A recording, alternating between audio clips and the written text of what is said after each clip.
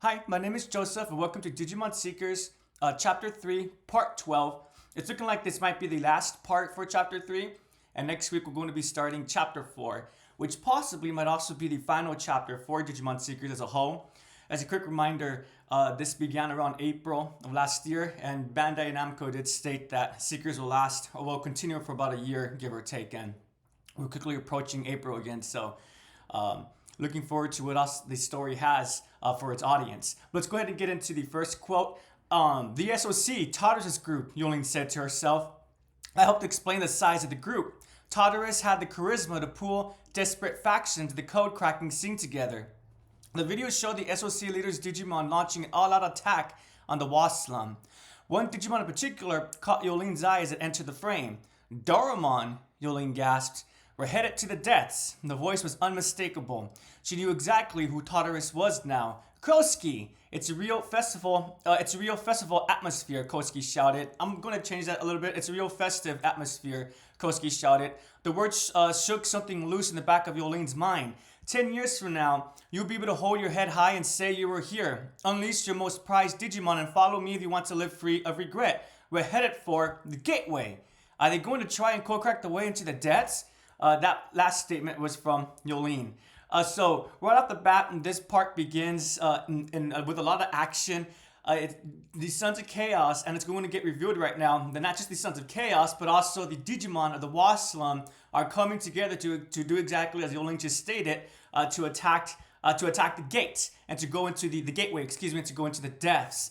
I won't lie, it did seem very sudden because the last part it ends with Koski getting ready to leave with Iji. But with that being said, I think it does feel a little bit rushed how we got here, but I do see how the pieces came together for the audience to come to this particular moment. So essentially what I'm trying to say is I love where we're at. I just wish maybe we had one more part just to flesh out the plan a little bit more. But maybe for all I know, we'll have a flashback of some sort that describes what's going on right now. What I also found really interesting, for whatever reason, I always thought that Yolene was already aware that Todorus was Koski.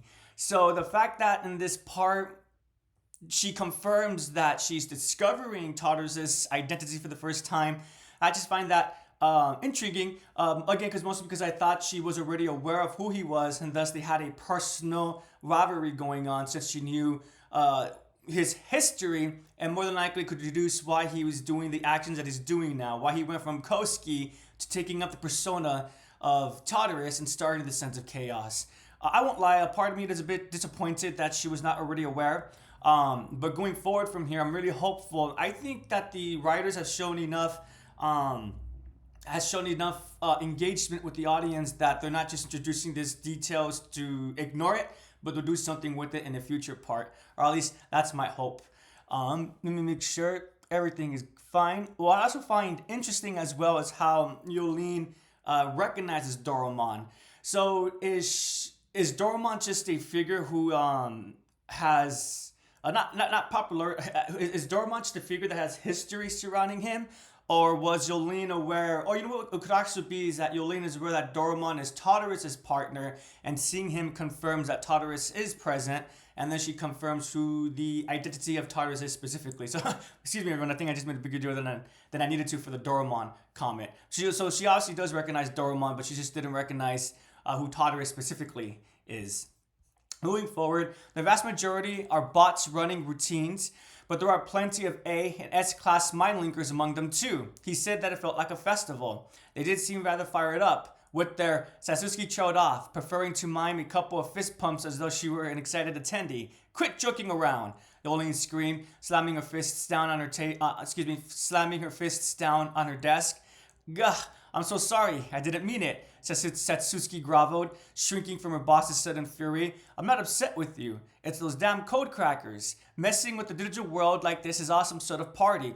Sorry, let me reread that. Messing with the digital world like this is awesome sort of party. It's unconsciable. I did not pronounce that correctly. It's unconsciable. Precisely, Deputy Squad Leader, Satsuki said hurriedly, desperately to stay in her boss's good graces. So we receive the two different kinds of attitudes that's bashing against one another. I've already kind of talked about this already, but how Yolene, I do like Yolene. She's very much a it seems like she's very much a down to the paper kind of individual, as in let's do everything correctly, let's do it by the checklist. While as Satsuki, she's very much animated, she has more energy, and she allows more of her personality to go into her job. While as Yolene, I would argue she does her best to keep her personality out of the workforce as much as possible. Not to make her a robot, but just to remain as professional as one can be. And I don't think Satsuki was obviously on the SOC side or excited to see what they're doing, but rather, well, as Yolene pointed out, Tartarus is charismatic, right? And so hearing this speech, seeing everything that's going down, it will be hard to not kind of become inspired or affected by the energy that's going on, right? But I love how Satsuki I love how Satsuki establishes that she's essentially just neutral. She's still on the Digipolice side, obviously. It's just that the action that's going on right now, it's just very contagious. Contagious as in one can't help but become a little bit fired up. But what I also like about this quote is how Yolene makes sure to explain, because she could have just as easily had snapped and that's it. But I love how she has an explanation. I'm not upset with you. It's those damn code crackers. I think it's not just the fact that they're code crackers, but also for Yolene discovering that Koski is Tartarus. That more than likely has a reason to it as well. But I just do enjoy how Yolene makes sure to explain her rationale, her reaction, because that to me shows that she is a team focused individual. Because she didn't care about the team, didn't care about the group, she wouldn't bother explaining her mindset. And why would she want to do that in the first place? Well, to maintain morale, to maintain cohesion within the unit, right? But yeah, so that's why I enjoyed this quote. It really emphasizes Satsuki's personality. And despite her personality, though, how she is a good fit to be working at the Digipolice, since she's able to quickly recognize that her response was not appreciated, but also she understands, hopefully, that her response, that Yolene's response to Satsuki's response was anger not towards Satsuki, but rather anger towards the situation of what's going on, and also the personal realization that Tartarus is Koski. Were they, the Digimon of the Wasp Slum, incited by the humans, these code crackers? Not universally.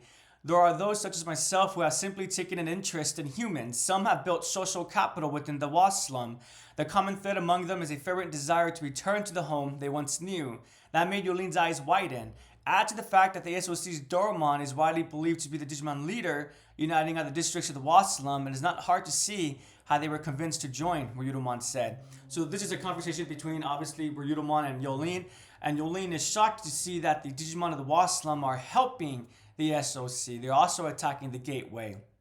And Ryudomon explains that it's not so much that they have the same goal, but as it turns out, a lot of Digimon want to go back home. And that's a little bit sad, I do have to say. I'm curious.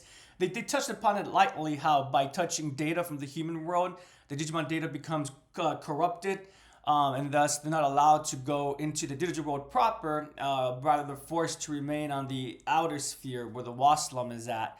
And yeah, I think it's quite sad how some of these Digimon are willing to become aggressive because they do miss home. But on the flip side, I also like how this quote establishes that there's some Digimon who, I would argue, they made the choice to mess around, to engage with human data. The line where it says, some have built social capital within the Wasp Slum. I'm going to assume when they say social capital, that means that they became entrepreneurs of some sort. So let me go back on what I said a little bit. Maybe it's not so much that some of these Digimon made the choice to engage with human data, but once they engaged with it and they were forced out of their home, rather than letting that consume them, so becoming consumed with self-pity, depression, I suppose, and so forth, right? Because they're no longer home, they're now in a new environment. Some of these Digimon took advantage of that, and they became quote-unquote entrepreneurs, or they utilized what was present in the Wasp Slum to build a life for themselves. So that's what I meant about that aspect. And also, I like how some of these Digimon, essentially, they're like Ryudomon, they're kind of like sociologists. I suppose they have an interest in humans and what humans are capable of. So yeah, so I just like this quote because of what's been established, or what's Ryudomon explaining to Yolene, is that essentially these Digimon all have personalities. They'll have individuality. There are individuals with their own objectives, and they're all coming together to work with the SOC. Because as Tartarus is done with his speech, he's rallying everyone up to come together to do some sort of agency. The next quote is going to be my last one, which is to utilize their agency for themselves. Excuse me.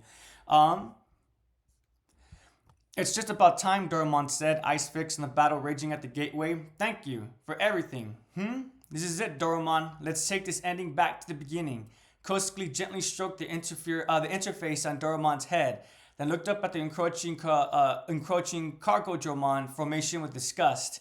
They're looking for something, Doraemon said, observing the Quadromon's behavior. Us! Then I shall digivolve. Do! We have to hit them with all we've got, otherwise we'll never see our partners again.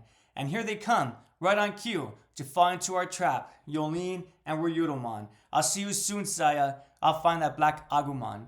And that's how part 12 ends, and chapter 3 will be ending if indeed next week is the start of chapter 4. So what I find so interesting about this quote, it seems very final, the way that Kosuke thanks Doraemon, and the way that Doraemon becomes resolute. It seems like this might be the quote-unquote final battle. I know it's not going to be. I hope it's not going to be. But the next part/chapter, I'm quite looking forward to this exchange between Kosuke, Doraemon, and Yolene and Ryudomon. I love how Doraemon's able to recognize that they're the ones that the Digipolice is looking for, and they're exactly right on the money. Right, Yolene even says, I didn't read from this part, but there's a portion of this part where Yolene states to the rest of the crew, if anyone spots Doraemon or an evolved version of Doraemon, do not engage to contact Yolene first. So Doraemon and Kosuke are just going right away towards Yolene. And then lastly, what I also like about this quote as well, what I find interesting, so a quick conversation before I get to my last little detail. So the Black Agumon, I know I said it in the past, I'm not unsure if before Saya went to DMIA, if her Agumon was a regular Agumon, and after the coma situation, the DMIA situation, the Agumon turned to a Black Agumon. But I have a feeling that it was always a Black Agumon from the get-go. That Saya's Digimon was always a Black Agumon. It's just that it was never stated the way that it should have been. So they being Bandai use interchangeably Black Agumon and Agumon. So I'm just saying that because I know I was making a not a big deal, but I was making a some deal about the fact that we went from Agumon to Black Agumon. So I think that was just a casualty of the translation, unfortunately. More than likely in the original version, it's always stated Black Agumon. So I might be wrong about that. I'm not going to lie. Part of me is hopeful that I am wrong about that, but just want to point out that detail. But the final detail that I want, so that was just an external detail since I've talked about the Black Agumon versus Agumon situation. But the final detail that I want to look at, what I find interesting is this statement right here. The National Digivolve, do. We have to hit them with all we've got. Otherwise, we'll never see our partners again. So we know that Kosuke's also referring to Saya here, but then partners. He said plural. So I'm curious if Doraemon had some kind of partner, a digital partner or a human partner, or maybe he's just talking or thinking about Leon in this instance. We'll have to wait and see. But yeah, so this was everything for part 12. I think it started off with an action-packed and with a lot of fun.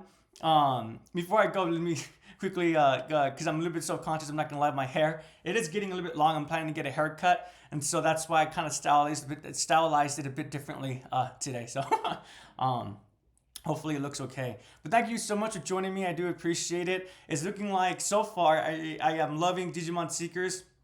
I know I said that before in the past, but since this is releasing every week, I think it'll be, if there was a bad part and one started disliking Seekers, I think that would make sense since this is quote-unquote live, right? But I just love how every week Seekers is able to maintain, at least personally for me, able to maintain the excitement that I have towards the narration. I have excitement for new story elements that we get, but also I get excited for the future as well. What will the next part bring into the table? What will the next chapter bring? My quote-unquote complaint about this part would just be, and I don't think it may have been on purpose, but when the new chapters came out, they did a really good job of focusing on which characters would be, they did a really good job of highlighting, they did a good job of highlighting which characters would be focusing on, because I don't want to use the same word twice, the focus. First part was EG. His first chapter, was EG. Second chapter was Leon, and the third chapter looked like it was going to be Yolene. But I would argue that we learned more about Koski than we did about Yolene. And I say Yolene just because of the way. Well, the chapter itself, chapter 3, is called. Well, I guess it's my fault for assuming. Never mind, because I look at the chapter now. Unit 11, Digital Missing in Action. The only part that I believe is police focus would be the Unit 11. I might be wrong about that, but this chapter essentially is digital missing in actions. In other words, getting history or more information about the DMIA. And we did get that, right? So never mind, I take back what I just said. That was my fault for having assumptions. I believed it was going to focus on only just because of the way that chapter 3 looks. So give me a quick second. Let me go back to the homepage of Digimon Seekers.